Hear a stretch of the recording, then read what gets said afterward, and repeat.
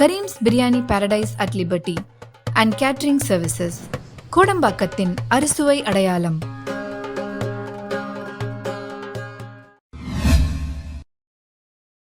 வணக்கம். Boycott Jio, Airtel, Vodafone, idea இது போன்ற வார்த்தைகளை கடந்த 2-3 நாட்களாக நீங்க கேட்டு வருகிறீர்கள். என் கையில் இருக்கக்கூடிய இந்த சிம் கார்டை பாருங்கள். நானும் என்னுடைய ஜியோ சிம்மை விட்டு பிஎஸ்என்எல்லுக்கு மாறி இருக்கிறேன். இதற்கு பின்னாடி இருக்கக்கூடிய காரணம் வெறும் அந்த 100 ரூபாய் அவர்கள் உயர்த்தி விட்டார்கள் என்பது கிடையாது. 20% அவர்களுடைய டேட்டா பில் அதிகரித்து விட்டது என்கிற அந்த காரணம் கிடையாது. இதற்கு பின்னாடி இருக்கக்கூடிய காரணம் இந்த நாட்டில் இருக்கக்கூடிய பப்ளிக் செக்டர், அதாவது அரசு அமைப்புகள் உயிர் வாழ வேண்டும் என்று இந்த நாட்டில் இருக்கக்கூடிய அரசாங்கம் ஜியோவை வாழ வைப்பதற்காக, மற்ற பிரைவேட் செக்டர்ஸ்களை வாழ வைப்பதற்காக அனைத்து சேவையுமே செய்து வந்தார்கள். ஆனால் பிஎஸ்என்எல்லுக்கு மட்டும் 3Gயை தாண்டி 4G, 5G எதையுமே கொடுக்கவில்லை.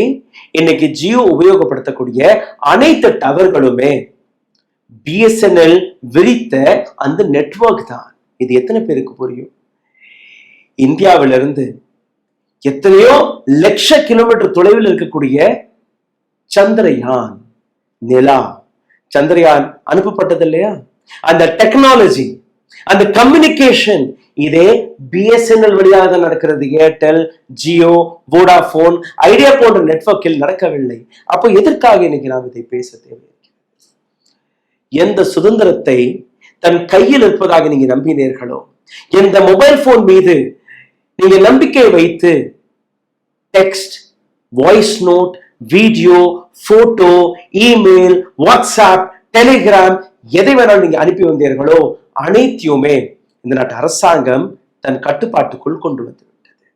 டெலிகாம் ஆக்ட் என்கிற பெயரில், இது மட்டுமல்ல, பிராட்காஸ்ட் பில் என்கிற பெயரில் யூடியூப் வழியாக இது போன்ற செய்திகளை கொண்டு வரக்கூடிய எங்கள் போன்ற பத்திரிகையாளர்களை கூட முடக்கக்கூடிய வேலைக்காக அரசாங்கம் பிராட்காஸ்ட் பில்லையும் கொண்டு வந்து.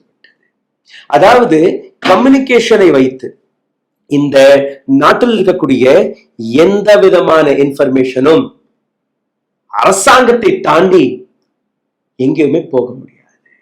நீங்க போட்டோ அனுப்பினாலோ, டெக்ஸ்ட் அனுப்பினாலோ, வாய்ஸ் நோட் அனுப்பினாலோ, எப்ப எந்த இடத்துல நினைத்தால் கூட அரசாங்கம் உளவு பார்க்கலாம். அதற்கான சட்டம் வந்துவிட்டது. இன்னைக்கு மிக முக்கியமான ஒரு சில விஷயங்களை பற்றி நான் பார்க்க டெலிகாம் ஆக்ட், பிராட்காஸ்ட் பில் மற்றும் இந்த விலை உயர்வு. இந்த விலை உயர்வை பற்றி நாம் பார்க்கும்போது, நீங்க ஜூலை 3ஆம் தேதியிலிருந்து ஏர்டெல் மற்றும் ஜியோ தன்னுடைய டாரிஃப் பிளானை உயர்த்தினார்கள். அடுத்த நாள் வோடாஃபோன், ஐடியா தன்னுடைய டாரிஃப் பிளானை உயர்த்தினார்கள். சாதாரணமாக நீங்களும் நானும் பார்க்கும்போது 100 ரூபாய், 50 ரூபாய் அவ்வளவுதான் உயர்ந்திருக்கும். ஆனால் இதற்கு பின்னாடி இருக்கக்கூடிய சதியை நீங்க பார்த்தீர்கள், உங்களுக்கு புரிய வரும். 109 கோடி மக்கள் கையில் இருக்கக்கூடிய மொபைல் போன்ஸ், இந்தியாவில் 119 கோடி மொபைல் போன்ஸ்கள் இருக்கிறது. இதில் 109 கோடி மொபைல் போன் யூசர்ஸ் பிரைவேட் கையில் இருக்கிறது. வெறும் 10 கோடி மொபைல் போன் யூசர்ஸ் மட்டும்தான் பிஎஸ்என்எல் போன்ற அமைப்புகளில் இருக்கிறார்களுடைய வேறு எங்கேயுமே கிடையாது. சரி, மோடி 3.0 எந்த அளவில் இந்த நாட்டு மக்களுக்கு எதிராக சதி செய்திருக்கிறது என்று நீங்க அதை பார்த்தால் உங்களுக்கு புரிய வரும். ஜியோ, பாரதி ஏர்டெல் மற்றும் வோடாஃபோன், ஐடியா இந்த 3 நெட்வொர்க்குகளையுமே நீங்க பார்த்தீர்கள்னா கிட்டத்தட்ட 35,000 கோடி ரூபாய் இந்த நாட்டு மக்கள் சட்டை பையிலிருந்து இந்த நாட்டு அரசாங்கம் திருட விட்டிருக்கிறது. மேபி சௌக்கிதார்ஹூ என்று எந்த வார்த்தையை கூறி இந்த நாட்டு பிரைம் மினிஸ்டர் மோடி அவர்கள் நான் இந்த நாட்டு காவல்காரன் என்று கூறினாரோ, அதே காவல்காரன் கண்ணுக்கு முன்னே 35,000 கோடி ரூபாய் திருடப்படுகிறது. இது நான் கூறவில்லை. Telecom Regulatory Authority of India இவர்கள் வெளிவிட்ட டேட்டா 34,824 கோடி ரூபாய் ஜியோ, வோடாஃபோன், ஏர்டெல் உயர்த்திய அந்த சாதாரணமான 50 ரூபாயிலிருந்து 100 ரூபாய் விலை உயர்வு. நேரடியாக நீங்க பார்த்தீர்கள்னா ஜியோ மற்றும் ஏர்டெல்லிடம் 87 கோடி மக்கள் இருக்கிறார்கள், அத்தனை கனெக்ஷன்ஸ்கள் இருக்கிறது. இதை தாண்டி நீங்க பார்த்தீர்கள்னா இதற்கான ஒரு சிறிய சிம்பிளான விளக்கத்தை நான் உங்களுக்கு எடுத்து காட்டுகிறேன். ரிலையன்ஸ் தன்னுடைய டாரிஃப்ல இருந்து 20% உயர்த்தி இருக்கிறார்கள். ரிலையன்ஸிடம் இருக்கக்கூடிய மொத்த வாடிக்கையாளர்கள் 48 கோடி. 20%, அதாவது ஒரு ஆவரேஜ் எடுத்து பார்க்கும்போது ஒவ்வொரு யூசரும் ஜியோ நெட்வொர்க்கிற்கு 152 ரூபாய் 55 பைசா மாதம் கட்டி வருகிறோம். அதுல இருந்து ஒரு 20% நீங்க இன்க்ரீஸ் செய்தீர்கள்னா 30 ரூபாய் 51 பைசா மாதம் தோறும் மக்கள் மீது அதிக கடன் வருகிறது, அதிக சுமை வருகிறது. இதை நீங்க பார்த்தீர்கள்னா ஒரு மாதத்திற்கு, வெறும் ஒரே ஒரு மாதத்திற்கு 1464,000 கோடி ரூபாய் வெறும் ஜியோ நெட்வொர்க் மட்டுமே லாபம், அதிக லாபம். இதை வருடத்தில் நீங்க பார்த்தீர்கள்னா 17,573,000 கோடி ரூபாய் வருடத்திற்கு வெறும் ஜியோ நெட்வொர்க் மட்டுமே போகக்கூடிய லாபம். ஏர்டெல் நெட்வொர்க் 152 ரூபாய் 55 பைசா ஒவ்வொரு மாதமும் மக்கள் ஒரு ஆவரேஜ் எடுத்து பார்க்கும்போது இவர்கள் ஒரு 16% விலையை உயர்த்தியிருக்கிறார்கள். அதன்படி பார்க்கும்போது 22.88 பைசா. இதை நீங்க கூட்டி கழித்து பாருங்கள். 39 கோடி மக்கள் ஏர்டெல்லிடம் இருக்கிறார்கள். 892 கோடி ரூபாய் மாதம் ஏர்டெலுக்கு லாபம். வருடத்திற்கு 10,704 கோடி ரூபாய். வோடோபோன் ஐடியா 16% அவர்கள் விலையை உயர்த்தியிருக்கிறார்கள். 24.40 பைசா, அதாவது 24 ரூபாய் 40 பைசா அவர்கள் தன்னுடைய டாரிஃப்ல இருந்து உயர்த்தியிருக்கிறார்கள். இவர்களிடம் இருக்கக்கூடிய வாடிக்கையாளர்கள் 22,37 லட்சம். இவர்களுக்கு போகக்கூடிய லாபத்தை நீங்க பார்த்தீர்கள்னா 546 கோடி. வருடத்திற்கு 6,552 கோடி. எல்லாத்தையுமே கூட்டி கழித்து பாருங்கள், உங்களுக்கு தெரிய வரும்.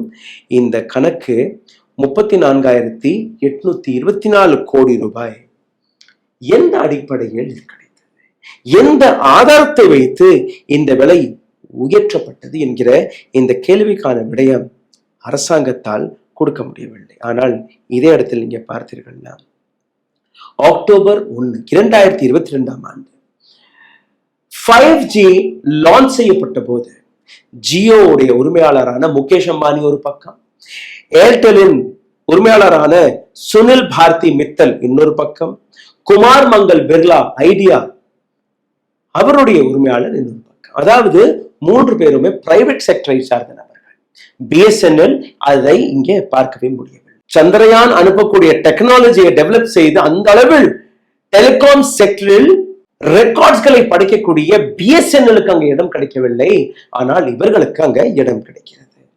இந்த இடத்தில் நீங்க பார்த்தீர்கள்னா பிரைம் மினிஸ்டர் மோடி கூறிய ஒரு சில வார்த்தைகள். ஒரு காலகட்டத்தில் ஒரு ஜிபிக்கு நீங்க 300 ரூபாய் கொடுத்து வந்தீர்கள், இன்னைக்கு 10 ரூபாய் 15 ரூபாய், அவ்வளவு குறைவாக ஒரு ஜிபி இன்டர்நெட் கிடைக்கிறது. சாதாரணமாக ஒரு நபர் ஒரு நாளைக்கு 14 ஜிபி வரை பயன்படுத்தி வருகிறார். 2014 ஆண்டு இதே 14 ஜிபிக்கு இந்த நாட்டு மக்கள் செலவழித்த தொகை 4,200 ரூபாய் ஒரு மாதத்திற்கு.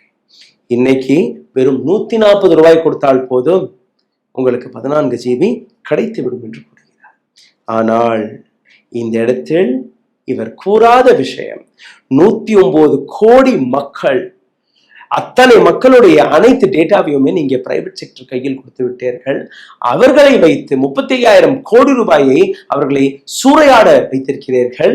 அதற்கான பதிலை நீங்க கொடுக்கவில்லை. ஏன் பிஎஸ்என்எல்க்கு 4G கிடைக்கவில்லை? ஏன் பிஎஸ்என்எல்க்கு 5G கிடைக்கவில்லை? இதற்கான எந்த விதமான பதிலும் கிடையாது. ஜனவரி 2023 ஆண்டு ஏர்டெல் இந்த நாட்டில் இருக்கக்கூடிய பல்வேறு செக்டர்ஸ்களில் அந்த மிக குறைவாக இருக்கக்கூடிய பிளானை நிறுத்திவிட்டார்கள். அப்ப இருந்த ஐடி மினிஸ்டர் ராஜீவ் சந்திரசேகர் அவர்கள், அவர் கொடுத்த ஒரு ஸ்டேட்மெண்ட் இருக்கிறது. Airtel has reportedly discontinued its lowest recharge plans, essentially hiking minimum recharge rates in multiple states. பல மாநிலங்களில் அந்த குறைவாக கிடைக்கக்கூடிய அந்த ரீசார்ஜை கேன்சல் செய்துவிட்டு மற்ற ரீசார்ஜ்களை விலை உயர்த்தியிருக்கிறார்கள்.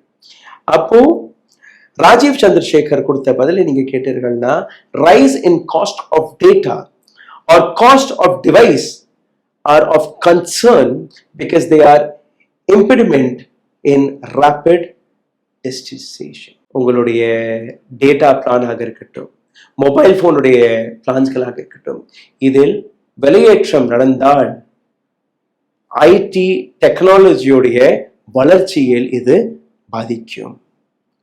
அப்ப இருந்த ஐடி மினிஸ்டர் இங்க மட்டும் நிற்கவில்லை, அடுத்தபடியாக இது போன்ற ஏர்டெல் போன்ற கம்பெனியை, ஜியோ போன்ற கம்பெனிகளை சப்போர்ட் செய்வதற்காக, டிஃபென்ஸ் செய்வதற்காக அவர் கொடுத்த அடுத்த statement, Chandrasekhar attributed the impact on price due to Russia and Ukraine.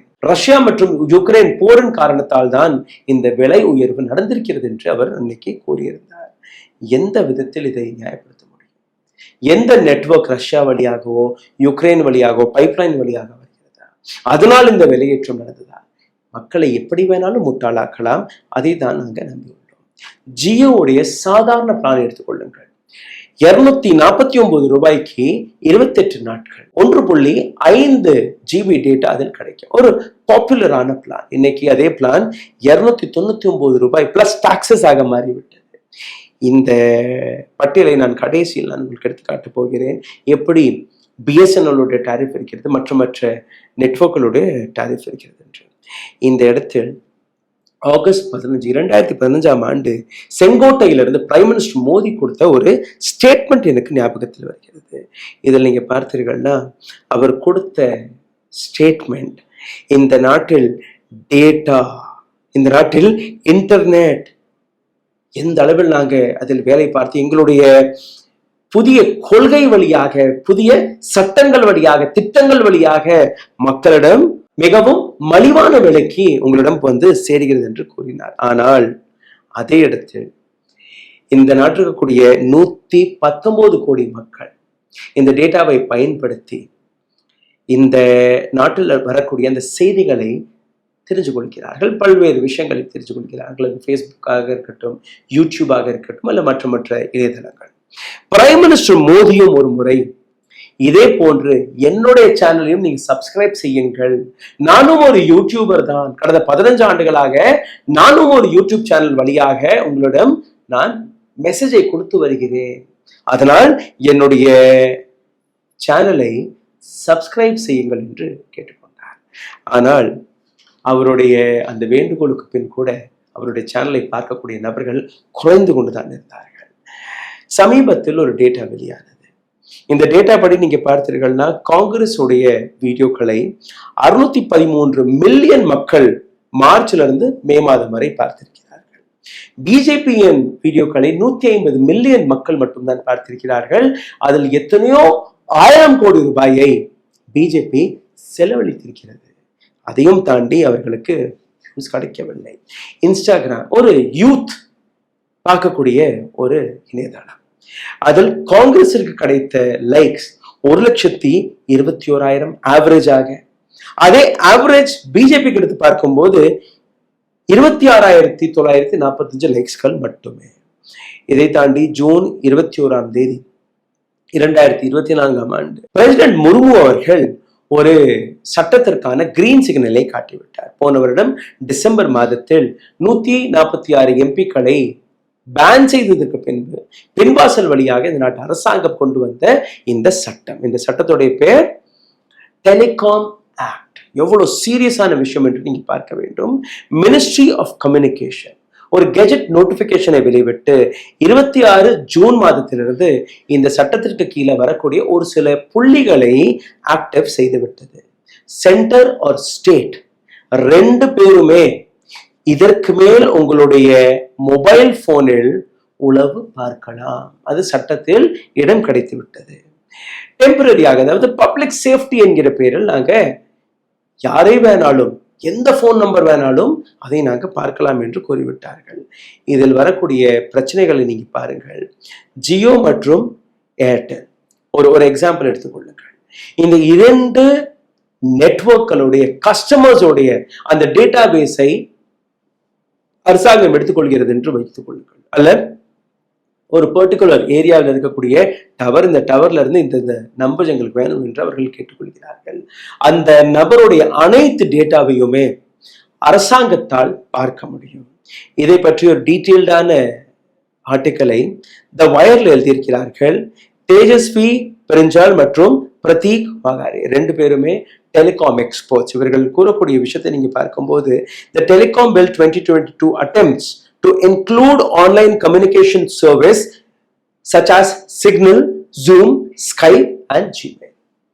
உங்களுடைய மொபைல் போன் மட்டுமல்ல, சிக்னல் போன்ற ஆப், ஸ்கைப் போன்ற ஆப், ஜூம் போன்ற ஆப், ஜிமெயில் போன்ற இமெயில் இணையதளம் அனைத்தையுமே அரசாங்கம் இந்த சட்டத்திற்கு கீழே கொண்டு வருவதற்காக வேலை பார்க்கிறது. இதற்கு முன்பு இது போன்ற சட்டங்கள் பிராட்காஸ்ட், அதாவது டெலிவிஷன், ரேடியோ மீது தான் இருக்கும். ஆனால் இந்த முறை நீங்க கையில் வைத்திருக்கக்கூடிய இந்த மொபைல் போன் வழியாக எதையெல்லாம் நீங்க அனுப்புகிறீர்களோ, எதையெல்லாம் நீங்க இதில் பார்க்கிறீர்களோ அனைத்தையுமே அரசாங்கத்தால் பார்க்க முடியும். அது டெக்ஸ்டாக இருக்கட்டும், போட்டோவாக இருக்கட்டும், வீடியோவாக இருக்கட்டும், ஆடியோவாக இருக்கட்டும், இமெயிலாக இருக்கட்டும், எதுவாக இருக்கட்டும். கடைசியில் நீங்க ஒரு சார்ட்டை பார்க்கிறீர்கள். பிஎஸ்என்எல், அதாவது அரசாங்கத்திடம் இருக்கக்கூடிய ஒரு டெலிபோன் நெட்வொர்க், 2 GB டேட்டா 30 நாட்கள் வெறும் 199 ரூபாய்.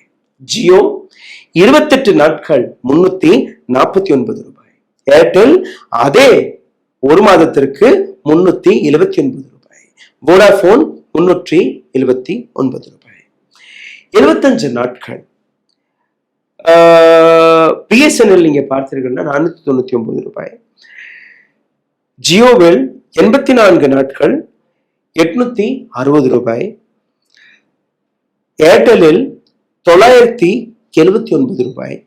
வோடாபோனில் 979 ரூபாய். அதாவது கிட்டத்தட்ட 1000 ரூபாய்க்கு எந்த ரீசார்ஜை நீங்க செய்கிறீர்களோ அதே விஷயம் பிஎஸ்என்எல் 499 ரூபாய். இங்க இருக்கக்கூடிய ஒரே ஒரு டிராபேக், 4G கிடையாது, 5G கிடையாது. ஆனால் நான் என் கையில் இருக்கக்கூடிய இந்த சிம் கார்டை பார்க்கும்போது இதில் 4G எழுதியிருக்கிறது. 2 நாட்களுக்கு பின்பு இந்த சர்வீஸ் ஆன் ஆகும். அன்னைக்கு நான் உங்களுக்கு இதற்கான ஆக்சுவல் இன்டர்நெட் ஸ்பீடை எடுத்து காட்டப் போகிறேன். இன்னும் ஒரு சில சோசியல் மீடியாவில் வரக்கூடிய சிம் கார்டை பார்க்கும்போது 5G ரெடி என்று எழுதியிருக்கிறார்கள். இந்த நாட்டில் இருக்கக்கூடிய பல்வேறு நபர்கள் லைன்ல நின்று இலவச ஜியோ சிம்மை நீங்க வாங்கிய காலத்தை மறந்து விடாதீர்கள். அன்னைக்கு இலவசமாக ஒரு விஷயத்தை எடுத்து காட்டி இன்னைக்கு அவர்கள் ஒரு மொனோபொலி பிசினஸை இயக்கிவிட்டார்கள். எந்த அரசாங்கத்திடம் டெக்னாலஜி இருக்கிறதோ அந்த அரசாங்கத்திடம் இருந்து அந்த டெக்னாலஜியை பறித்து இது போன்ற பிரைவேட் கம்பெனிகள் உங்களுடைய நாட்டை, உங்களுடைய சொத்தை, உங்களுடைய வேல்யூவை குறைத்தது மட்டுமல்ல, இந்த சுதந்திரத்தையுமே பறித்து விட்டார்கள். 3 பேருமே ஒரு டேபிளில் அமர்ந்து கொண்டு காஃபி டீ குடிக்கும் போது நாளைக்கு ஒரு 50 ரூபாய் ஏற்றிடலாமான்னு சொன்னால் அதேபடி நாளைக்கு 50 ரூபாய் ஏற்றப்படும். அப்படித்தான் நடந்திருக்கிறது. 3 பேருமே ஒரே நேரத்தில் ஒரே முறையான டாரிஃப் லைனை எப்படி காட்ட முடியும்? இதே ஒரு அரசு கம்பெனி இருந்திருந்தால் அவர்களால் இதை செய்திருக்க முடியும். எந்த விளம்பரத்தில் பிரைம் மினிஸ்டர் மோடி இருந்திருக்க வேண்டுமோ, அதாவது பிஎஸ்என்எல் விளம்பரத்தில் பிரைம் மினிஸ்டர் மோடி இருந்திருக்க வேண்டுமோ, அதே பிரைம் மினிஸ்டர் மோடி ஜியோவுடைய விளம்பரத்தில் இருந்தார். அப்போ பிரைவேட் கம்பெனிக்கு அட்வர்டைஸ்மெண்ட் இந்த நாட்டு பிரைம் மினிஸ்டர் கொடுக்கிறார். ஆனால் இந்த நாட்டு அரசு கம்பெனிக்கு பிரைம் மினிஸ்டர் அட்வர்டைஸ்மெண்ட்டை விட்டு விடுங்கள், அந்த சர்வீஸை கூட வழங்க மறுத்து வருகிறார். அப்போ இந்த நாட்டு அரசாங்கம் யாருக்கான அரசாங்கம்? மக்களுக்கானதா அல்ல கார்பரேட்டிற்கானதா என்று நீங்க புரிந்திருப்பீர்கள். And please boycott all the corrupt politicians, corrupt wrong doing in the business sector. அரசாங்கத்துடைய கம்பெனி ஒவ்வொரு துறையிலும் இருந்தே தீர வேண்டும். அப்போதான் இந்த விலை உயர்வை நம்மளால் கட்டுப்பாட்டுக்குள் கொண்டு வர முடியும். நன்றி, வணக்கம்.